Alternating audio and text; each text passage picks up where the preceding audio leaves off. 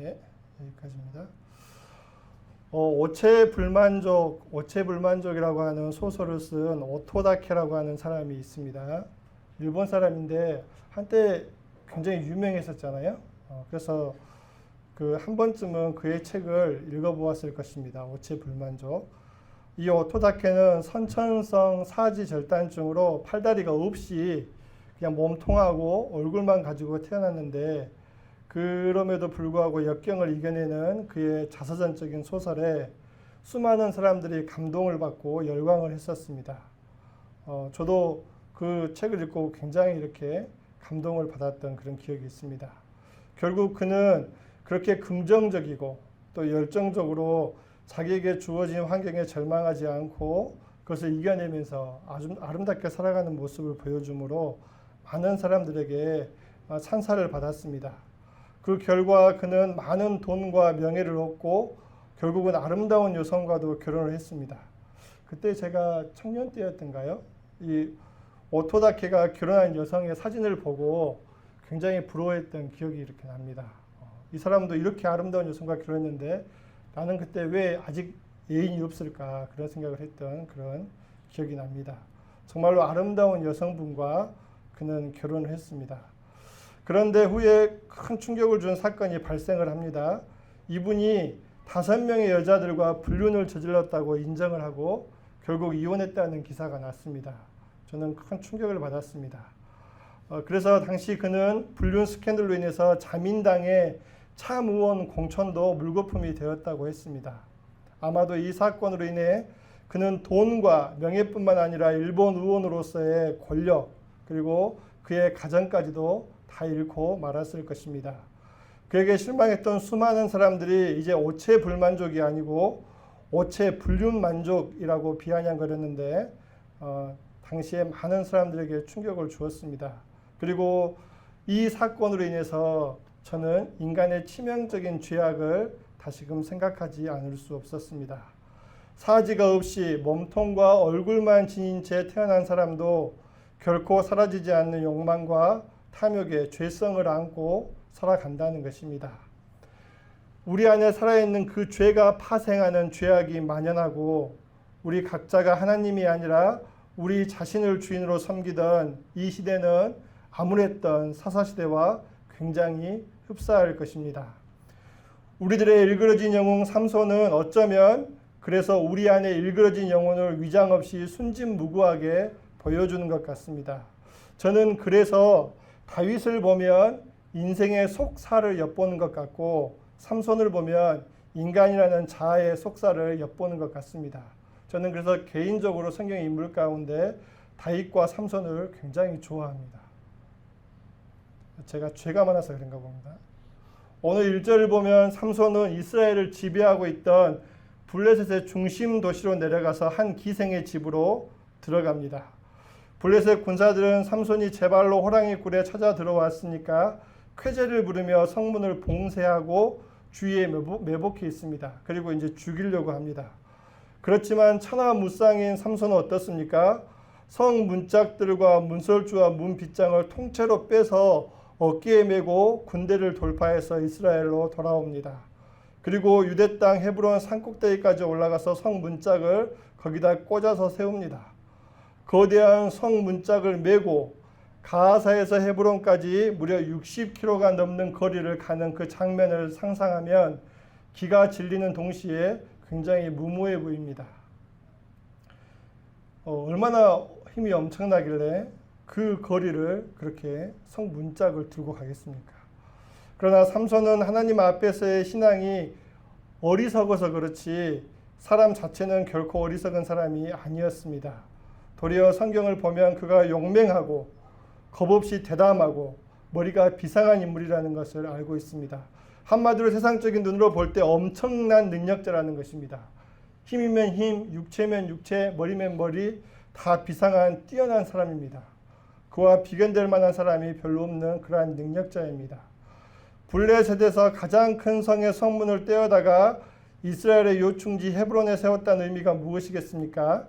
성문을 얻었다는 것은 승리를 상징합니다. 그렇기 때문에 눈을 멀겋게 뜨고도 자기 나라 안에서 성문을 통째로 뽑힌 채 헤브론으로 빼앗겨버린 블레셋은 한마디로 말해서 무기력하고 수치스러운 패배자가 되는 것입니다. 얼마나 당시에 수많은 블레셋 사람들과 이스라엘 백성들이 이 사건을 두고 저마다 다른 파장을 받았겠습니까? 블레셋은 수치스럽게 여겼을 것이고 이스라엘은 굉장히 자부심을 느꼈을 것입니다. 제가 보면 삼손은 제 딴에는 그 비상한 머리로 하나님께서 말씀하신 이 블레셋과의 싸움이라고 하는 명분을 훌륭하게 자기 능력으로 감당하고 있다고 자만했을 것 같습니다. 그러므로 그는 하나님께서도 만족하실 것이다. 내가 이렇게 열심히 하나님의 사명을 잘 감당해내고 있으니까 또한 나는 나 자신을 위해서도 즐거운 일을 행하리라. 그렇게 하였을 것입니다. 한마디로 그는 자신의 천하무적의 힘과 지혜로 하나님도 만족시키고 자기 자신도 이 세상에 얼마든지 이겨내면서 자기 자신도 만족시킬 수 있다고 착각을 했던 것 같습니다. 그의 자만심이죠.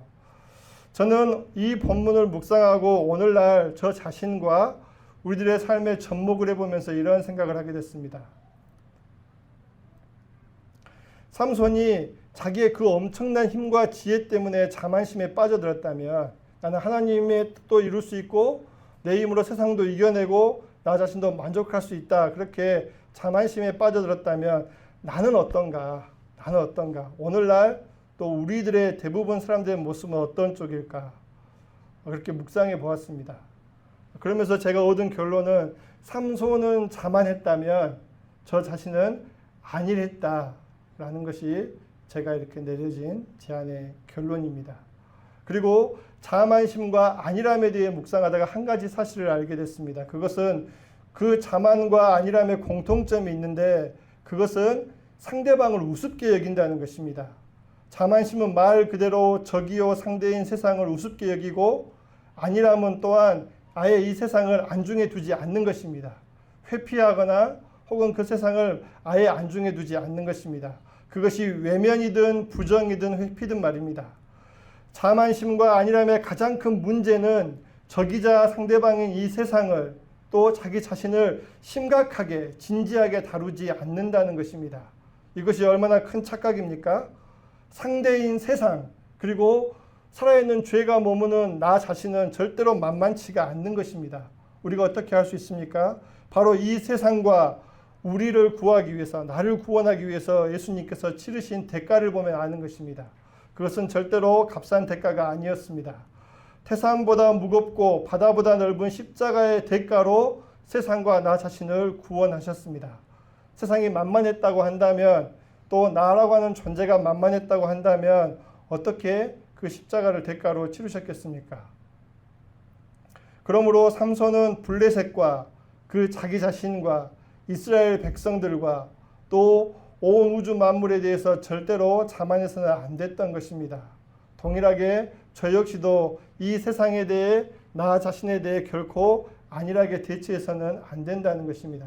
그런데 오늘날 많은 사람들이 안일하게 대하는 경우를 많이 봅니다. 세상에 대해서 진지하게 생각하지 않고 바라보지 않습니다. 최근에요 저는 넷플릭스 스탠드업 코미디를 굉장히 즐겨보고 있거든요. 그래서 이제는 이름을 꽤 압니다. 유명한 스탠드업 코미디언 빌 보, 데이브 샤펠, 또 엘리 웡. 처음에는 제가 이 스탠드업 코미디를 넷플릭스에서 볼 때 적나라한 성적인 토크에다 무슨 쓰레기 같은 농담에다 문화적 차이로 인한 웃음 코드 때문에 3분 이상 보기가 정말 힘들더라고요. 그래서 오랫동안 안 봤습니다. 왜 이런 게 있지? 하고 보지를 않았어요. 그러다가 그 최근에 엘리 웡이라고 하는 여성 코미디언의 공연을 보았는데 저하고 맞았는지 너무 재미가 있는 거예요. 그래서 차츰차츰 보다가 점점 빠져들어서 확장해서 이렇게 보다가 그 맛을 알게 됐습니다. 제가 이 스탠드업 코미디를 보면서 왜 이렇게 미국, 멕시코, 스페인, 영국 등등에서 이렇게 스탠드업 코미디가 이렇게 인기가 많은 건지 하고 이렇게 좀 의문이 생겼어요. 여러분들 보셨습니까? 보시면 스탠드업 코미디는 아무리 길어도 1시간 10분 이상이 안 넘어갑니다.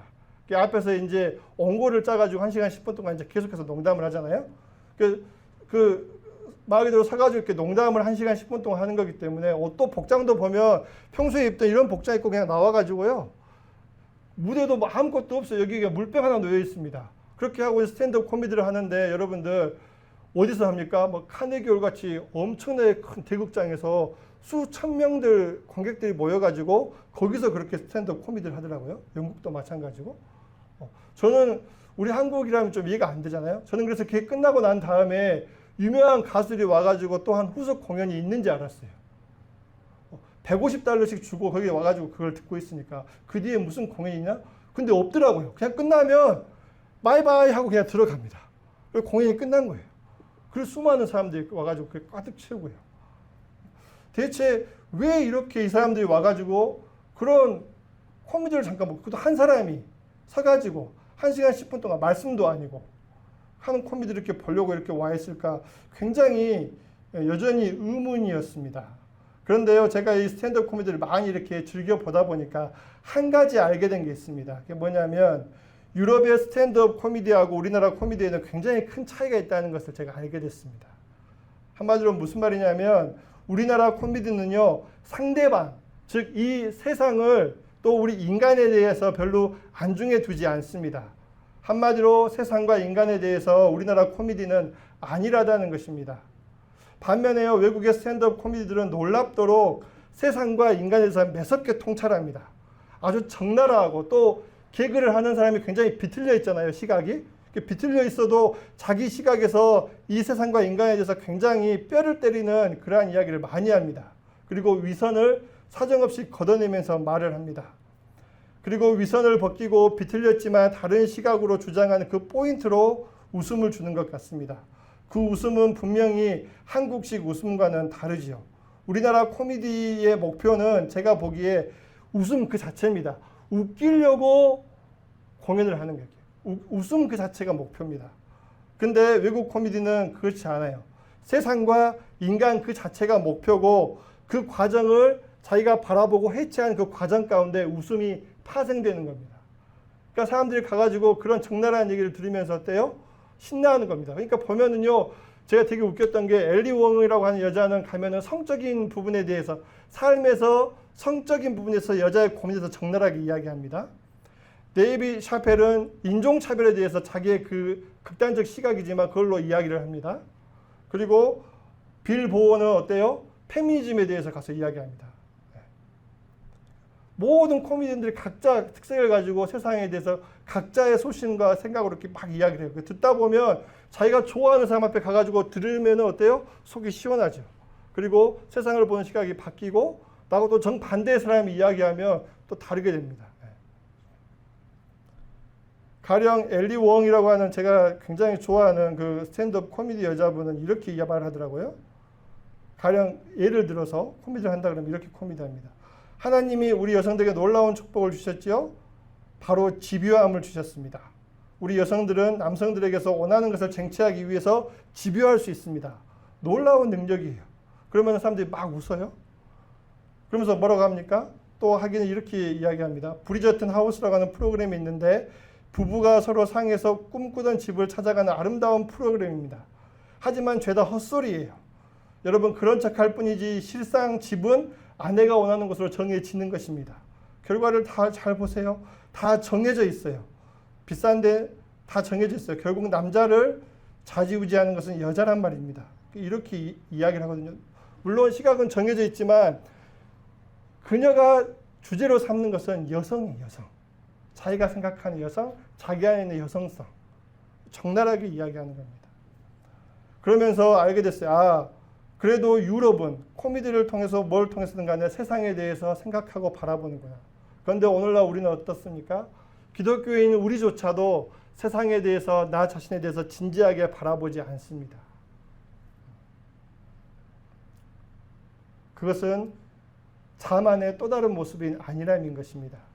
예수님께서 세상을 십자가와 부활로 이미 심판하셨어도 여전히 우리들은 세상이 만만치가 않음을 인정해야 합니다. 아니요, 사실상 만만치 않은 정도가 아니고 우리들은 성삼위 하나님의 은혜가 아니고는 세상을 이겨낼 수가 없는 존재라는 사실을 자각하고 인정해야 하는 것입니다. 세상과의 투쟁에서, 나 자신과의 투쟁에서 자만심과 안일함이 자리할 수는 없는 것입니다. 이 성문 사건 후에 또 다른 사건이 일어나죠. 삼손이 소래 골짜기에 사는 드릴라라고 하는 여인을 또다시 사랑하게 된 것입니다. 영화를 보게 되면 대부분 드릴라가 관능적이고 아름다운 여인으로 나오는데 성경을 통해 보면 제가 바라보는 드릴라는 몹시 집요하고 영악하고 자기의 야망을 위해서는 연인조차 죽음에 넘겨줄 만큼 차가운 인간이라고 생각됩니다. 그리고 돈을 굉장히 좋아하는 여성이죠. 삼손의 연애 소식을 들은 블레셋의 방백들이 드릴라를 찾아와서 제안합니다. 삼손의 힘의 온천을 알아내 잡게 해주면 은 1,100개씩을 주겠다. 오늘 삼손 다음에 나오는 이야기를 보면 미가라고 하는 사람이 나오는데 미가라고 하는 사람이 그 가문을 위해 제사장을 데려옵니다. 근데 그 제사장의 연봉을 은 20으로 책정하는 것을 볼 수 있습니다. 그러므로 1,100개의 은이라고 하면 한 사람의 55년치 해당하는 연봉입니다. 근데 그 55년에 해당하는 연봉을 드릴라에게 블레셋 방백들이 각자가 저마다 한 사람당 그렇게 주겠다고 하니까 합치면 천문학적인 액수입니다. 드릴라가 삼손을 판 것도 이해가 됩니다. 언뜻 보면 블레셋이 삼손을 붙잡고 이스라엘을 얻으려고 하는 값으로 보면 그러한 돈은 제시해야죠. 어차피 삼손 때문에 블레셋이 드릴라를 협박하지 못하니까 천문학적인 돈으로 그녀의 탐욕을 자극하는 것입니다. 그리고 삼손의 보호와 사랑을 받았던 여인 드릴라는 삼손 대신에 그에게 포상금을 선택합니다. 그리고 그녀가 약점을 잡아내려고 집요하게 공략하는 것을 보게 됩니다. 그리고 삼손이 약점을 제대로 알려주지 않으니까 자기를 사랑하지 않는 것이라면서 몰아붙입니다. 여성은 진짜 무서워요. 그죠? 남자에게 자기를 사랑하지 않는다고 공격하면 누가 넘어가지 않겠습니까? 사랑하는 여성인데.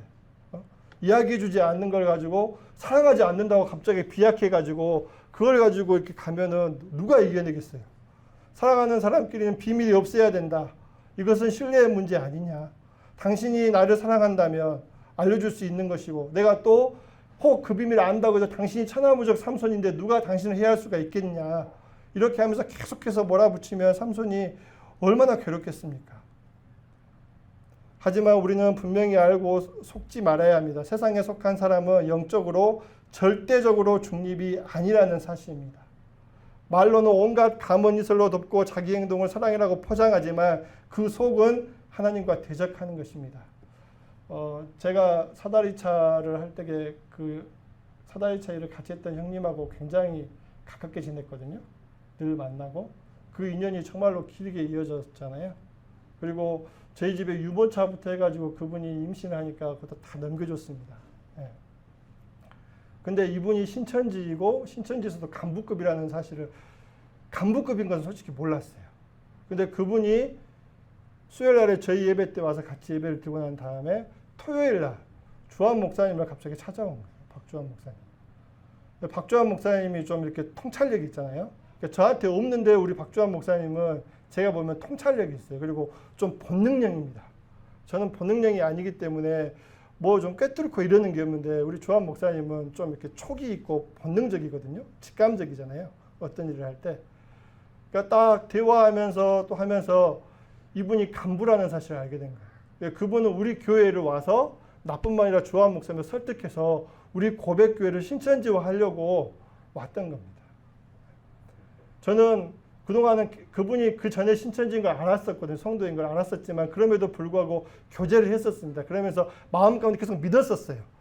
그래도 하나님께서 돌이켜 주시겠지. 나하고의 만남 가운데 있다가 보면은 그래도 신천지하고도 친구가 될 수 있지 않겠어? 지내다가 또 인간적으로 괜찮으니까 이렇게 있다 보면 되겠지. 근데 착각이었습니다.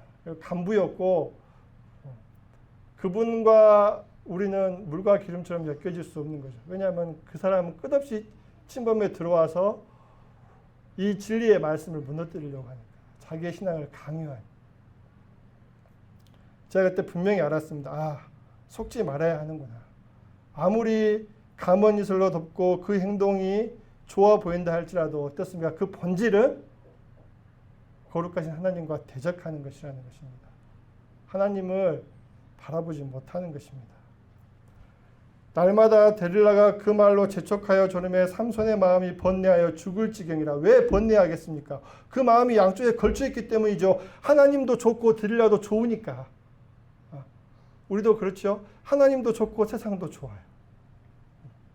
양쪽이 다 같이 품어집니다. 옛날에 드라마에서 그 대사가 생각납니다. 왜 나는 두 사람이 다 좋을까요? 여자가. 이 남자도 좋고 이 남자도 좋습니다. 너무나 막 몸부림치면서 고민합니다. 우리 인간이 그런 존재 아니겠습니까? 하나님과 세상을 같이 사랑할 수 없다고요? 여러분들, 우리는 엄청나게 모순적입니다. 우리는 능히 그럴 수 있습니다. 그래서 번뇌하는 것입니다. 하지만 두 가지를 붙잡고 세상을 넘나드는 신앙이 얼마나 위험한지 우리는 삼손을 통하여 분명히 되새겨야 하는 것입니다. 적어도 알아야 합니다.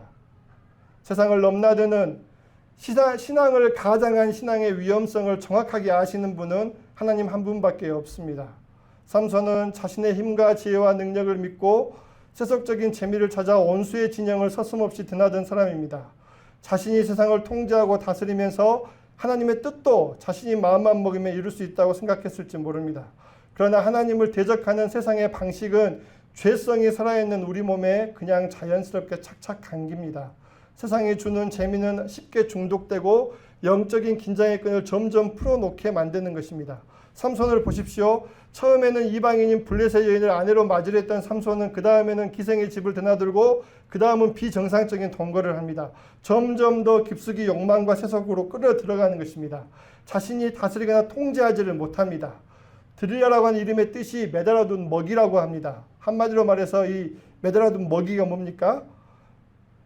이 먹이처럼 사람을 유혹해 파멸로 이끄는 그러한 달콤한 먹이라는 것입니다. 하지만 결국은 파멸시키는 함정이라고 하는 것입니다. 러시아의 속담 중에 공짜 치즈는 쥐 덫에만 놓여있다 그런 말이 있습니다. 제가 유튜브를 보았는데 미국의 라스베가스에는요 굉장히 화려하잖아요. 근데 그 대형 호텔들의 숙박료가 하루에 5만 원밖에 되지 않습니다. 왜 그렇습니까? 싼값에 그 호사스러운 호텔에서 싼값에 숙박을 해야 그 다음날에 또 카지노에 손을 댈 거 아니에요? 그러니까 오래도록 머물면서 도박할 수 있게끔 그렇게 싸게끔 만든 것입니다. 라스베가스의 덫입니다. 영적인 생활에서 우리는 늘 유혹과 자만심 그리고 서서히 무섭게 침투하는 안일함에 빠지지 말아야 합니다. 제가 오늘 이 말씀을 준비한 것은 하나님께서 저한테는 그렇게 말씀하시는 것 같아요. 제피라도 안일하다. 자꾸 빠져든다. 있으면요 정말이지 몸에 가랑비 젖듯이 계속 빠져드는 것 같아요. 몸도 이렇게 막 불어나고 막 피곤하고 하니까 집에 이렇게 일어나고 소파에 딱 앉아있으면 움직이기가 싫어요, 여러분들. 있고 또 뭐 하면 하기 싫고 이렇게 막 하다 보면 점점 거기에 빠져들어요. 아니라면 계속해서 하나님께서 저에게 오늘 말씀을 통해서 이렇게 계속해서 말씀하셨습니다. 영적으로 서 있으면서 동시에 세상의 단맛도 함께 보겠다. 그러한 세상을 넘나드는 신앙은 거짓이다. 또 그것은 위험하다라는 사실을 분명히 알고 우리가 우리 힘으로 이겨낼 수 없잖아요. 하나님께 간절히 기도하고 붙들면서 또 동시에 노력하며 나아갈 수 있기를 바랍니다. 나의 능력과 믿음에 기반하지 말고 성령 하나님의 도우심을 바라며 성실하게 하루하루 옷깃을 여미는 자세로 하나님의 도우시는 은혜를 간구하며 또한 그 은혜 안에서 노력하는 여러분과 제가 될 수 있기를 진심으로 소망합니다. 기도하겠습니다.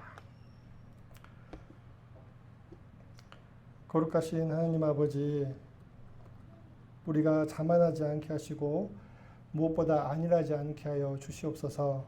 하나님, 세상과 또 우리 자신에 대해서 늘 진지하게 대하게 하시고 정말로 이 세상을 이기고 나 자신을 이기는 것은 하나님의 도우시는 은혜와 또한 정말로 그 전적인 십자가와 부활의 은혜뿐임을 온전히 고백하면서 늘 깨어있기 위해 몸부림치는 우리가 되게 하여 주시옵소서.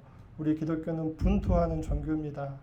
세상과 나 자신과 정말로 십자가의 그늘로 말미암아 싸우는 종교임을 정말로 믿습니다. 주님 주시는 능력으로 말미암아 하나님께서 이루시는 것을 바라보고 또 주님의 그 은혜로 말미암아 하나님께서 이루시는 것에 동참하며 열심히 나아가는 그러한